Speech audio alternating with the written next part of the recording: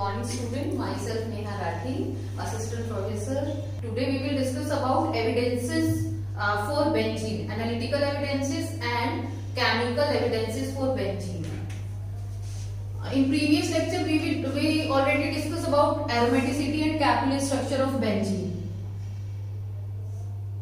So why we need so many of evidences? Because benzene is always a highlighted structure in organic chemistry due to its different behavior.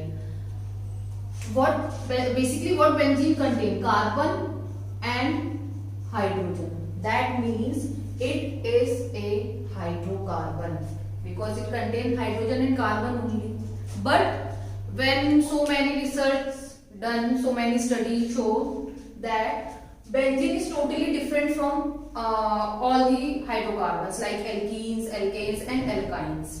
So that's why we need so many evidences. कि वो कौन सी evidences हैं जिनसे हमें ये find out हुआ कि benzene totally different behave करता है alkenes और alkynes hydrocarbons से. तो वही हम evidences, वही proof हम लोग यहाँ पर discuss करेंगे. तो सबसे first हम discuss करेंगे ये क्वेश्चन जो आता है सिंथेटिक और chemical evidences for structure of benzene. इस टाइप से क्वेश्चन आ सकता है आपका. और जो बेंजीन टॉपिक है आपका वो बहुत इंपॉर्टेंट टॉपिक है. एक लॉन्ग क्वेश्चन आएगा ही आएगा.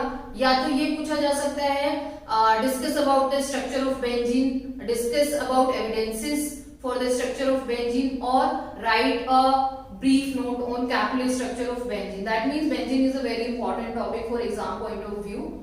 So यहाँ पर है आपका synthetic and chemical evidences for structure of benzene. So as we know कि benzene में क्या होता है आपका कि डबल बॉन्ड रहते हैं, alternate डबल बॉन्ड. ये बात हमने ऑलरेडी डिस्कस कर ली है. ये क्या है? हेक्साट्राईन है.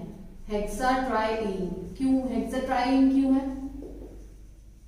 क्योंकि हेक्स स्टैंड फॉर 6 कार्बन्स. ठीक है. Try means 3 and in means double bond. 6 carbon है और उसमें 3 डबल बॉन्ड है. इसका मतलब ये एल्कीन की जैसी रिएक्शंस दे सकता है. लेकिन जब जो एल्कीन है हमारा, जब हम उसको रिएक्ट कराते हैं ब्रोमीन के साथ, तो उसका नेचर क्या होता है कि वो डीकलराइजेशन रिएक्शन शो करता है. जब हम ये रिएक्शन कराते हैं अनसैचुरेटेड कंपाउंड्स के साथ, जब हमें चेक करना है कि पर्टिकुलर कंपाउंड आपका अनसैचुरेटेड है या नहीं, दैट मींस उसमें डबल या ट्रिपल बॉन्ड है या नहीं. एल्कीन्स और एल्काइंस के साथ में हम लोग ये रिएक्शन करते हैं. बट अगर आपके बेंजीन के पास में डबल बॉन्ड है और वो एक अनसैचुरेटेड कंपाउंड है, दैट मींस कि वो भी सेम रिएक्शन शो करेगा. और जब हम उसे ब्रोमीन के साथ में ऐड करेंगे तो जो ब्रोमीन का जो कलर है वो फेड हो जाएगा और डीकलराइजेशन रिएक्शन शो होगी. बट जब बेंजीन को रिएक्ट कराया ब्रोमीन के साथ Br2 और कार्बन टेट्राक्लोराइड, तो नो कलर चेंज हमें रिजल्ट मिला. मींस कोई भी रिएक्शन शो नहीं करी बेंजीन ने जब हमने उसे ब्रोमीन के साथ रिएक्ट कराया. ठीक है. ये हो गया आपका फर्स्ट एविडेंस. सेकेंड एविडेंस हमने सेम लिया.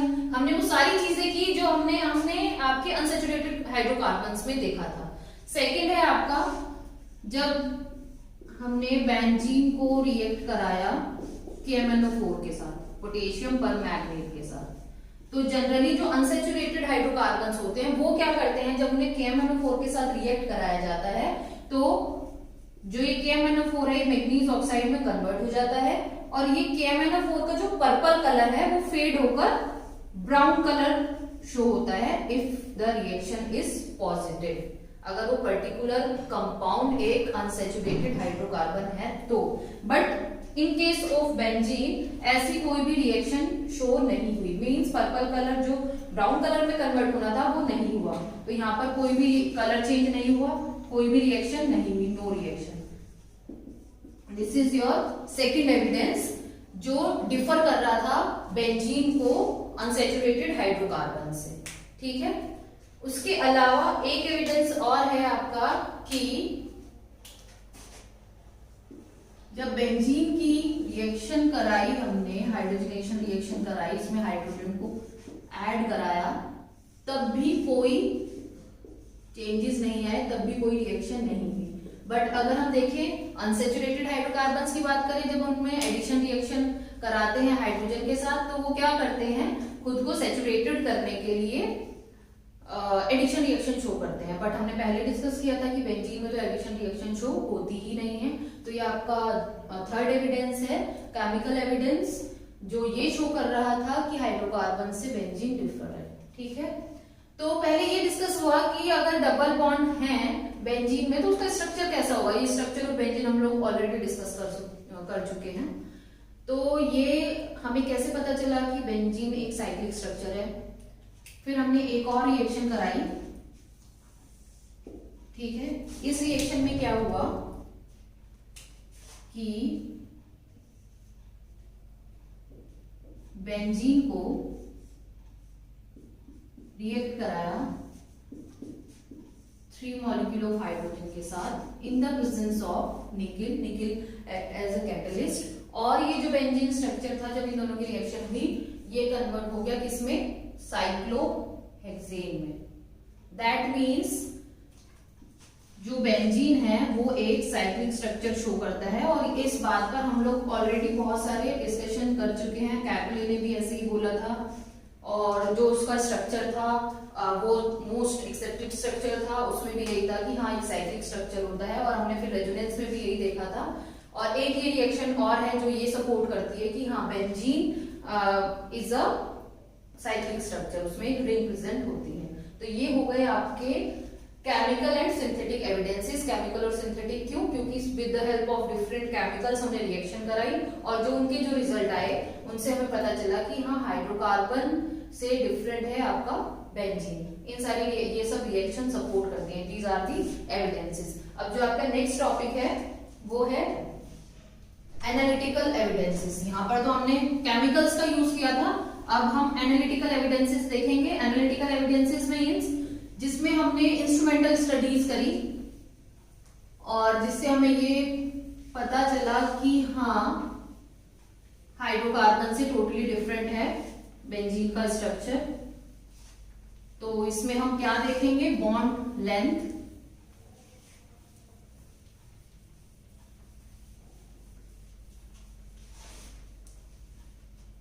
बॉन्ड लेंथ क्यों देखेंगे, मींस अगर डबल बॉन्ड है बेंजीन में, ऑल्टरनेट डबल बॉन्ड है, दैट मींस जो इसकी बॉन्ड लेंथ है, एक बॉन्ड की जो बॉन्ड लेंथ है वो इक्वल होनी चाहिए बाकी डबल बॉन्ड से। बट ऐसा नहीं होता। ऐसा हमें कब पता चला कि ऐसा नहीं होता, जब हम लोगों ने एक्सरे डिफ्रैक्शन स्टडी करी। एक्सआईडी एक इंस्ट्रूमेंट होता है, ठीक है, और उसमें हमने क्या देखा कि जनरली हाइड्रोकार्बन्स में अगर कोई डबल बॉन्ड है तो बॉन्ड लेंथ रहती है 1.34 एंगस्ट्रॉम। ट्राईइंस की अगर हम बात करें जिसमें ऑल्टरनेट डबल बॉन्ड रहता है, ट्राईइंस में जो बॉन्ड लेंथ रहती है वो होती है 1.48 एंगस्ट्रॉम। ठीक है, तो बेंजीन में भी क्या रहता है, डबल बॉन्ड में रहते हैं। डबल बॉन्ड रहते हैं, कैसे रहते हैं, ऑल्टरनेट मैनर में। इसका मतलब जो बेंजीन के अंदर जो बॉन्ड लेंथ होनी चाहिए थी वो 1.34 या फिर 1.48 एंगस्ट्रॉम होगी अगर इसके double bond similar to these compounds हैं। बट नहीं, जब एक्सरे डिफ्रैक्शन स्टडीज हुई तो ये फाइंड आउट हुआ कि जो बेंजीन में जो डबल बॉन्ड है, जो 6 सारे बॉन्ड है, बेंजीन क्या करती है, 3 सिंगल बॉन्ड और 3 डबल बॉन्ड कंटेन करती है। तो जो 6 के 6 आपके डबल बॉन्ड्स हैं उसकी जो बॉन्ड लेंथ होती है वो होती है 1.39 एंगस्ट्रॉम, मींस इन दोनों के इंटरमीडिएट। तो बेंजीन के 6 के 6 जो बॉन्ड्स होते हैं वो सेम होते हैं, उनकी बॉन्ड लेंथ होती है आपकी 1.39 एंगस्ट्रॉम। बॉन्ड एंगल आपका रहता है 120 डिग्री। इसीलिए भी बोलते हैं कि जितने भी आपके बेंजीन में जो इन्वायरमेंट है, जितने भी कार्बन और हाइड्रोजन का, वो सेम रहता है। ये भी एक रीजन है क्योंकि उन सबकी बॉन्ड लेंथ भी सेम रहती है और उनका बॉन्ड एंगल भी सेम रहता है। ये तो हो गया आपका फर्स्ट एविडेंस जिसमें हमने देखा बॉन्ड लेंथ। के बेसिस पर कि हाँ यहाँ से भी हमको यही फाइंड आउट हुआ कि हाइड्रोकार्बन से डिफरेंट है बेंजीन। और सेकंड है आपका एविडेंस हीट ऑफ हाइड्रोजनेशन। तो क्या है हीट ऑफ हाइड्रोजनेशन? बेसिकली ये एनर्जी रिक्वायर्ड है, एक मोल को कितनी एनर्जी चाहिए खुद को डबल बॉन्ड से सिंगल बॉन्ड में कन्वर्ट करने के लिए, जो एनर्जी रिक्वायर्ड होगी एक पर्टिकुलर कंपाउंड के मोल को अनसेचुरेटेड से सेचुरेटेड में कन्वर्ट होने के लिए, वो होती है आपकी हीट ऑफ हाइड्रोजनेशन। तो जब हमने कैटलिस्ट की हेल्प से ये रिएक्शंस देखी तो हीट ऑफ हाइड्रोजनेशन बेंजीन की फिर से अलग थी एल्कीन्स और एल्काइंस के कंपैरिजन में। ठीक है, तो आपकी जनरली कितने हम 3 बॉन्ड भी अगर ले लें डबल बॉन्ड, ऐसा होता है कि एक कंपाउंड में अगर कोई भी कंपाउंड है एल्कीन है तो heat of hydrogenation for 1 double bond, कि एक डबल बॉन्ड को सिंगल बॉन्ड में कन्वर्ट करने के लिए कितनी हीट रिक्वायर्ड है, वो उसकी वैल्यू होगी आपकी 28 to 30 kilo calorie heat required है फॉर 1 डबल बॉन्ड। अब जो बेंजीन है उसमें तो 3 डबल बॉन्ड है, दैट मीन्स ये एनर्जी कितनी होनी चाहिए 84 to 85 किलो कैलोरी। अगर हम डबल बॉन्ड है ना, अगर सारे डबल बॉन्ड सेम है, जैसे हाइड्रोकार्बन्स में डबल बॉन्ड होते हैं, अगर बेंजीन में भी वही सेम आपके डबल बॉन्ड है, उनका नेचर वैसा ही है, मींस तो बेंजीन की जो हीट ऑफ हाइड्रोजनेशन होनी चाहिए वो 84 to 85 किलो कैलोरी होनी चाहिए। बट एक्चुअल में जो हीट ऑफ हाइड्रोजनेशन होती है बेंजीन की वो होती है, बेंजीन के लिए हीट ऑफ हाइड्रोजनेशन है वो 49.8 किलो कैलोरी होती है, which is 36 kilo calorie less than expected. Expected तो ये था कि जब एक डबल बॉन्ड के लिए 28 to 30 किलो कैलोरी चाहिए तो फिर टोटल जो हीट ऑफ हाइड्रोजनेशन होगी बेंजीन में वो होगी आपकी 84 to 85 किलो कैलोरी।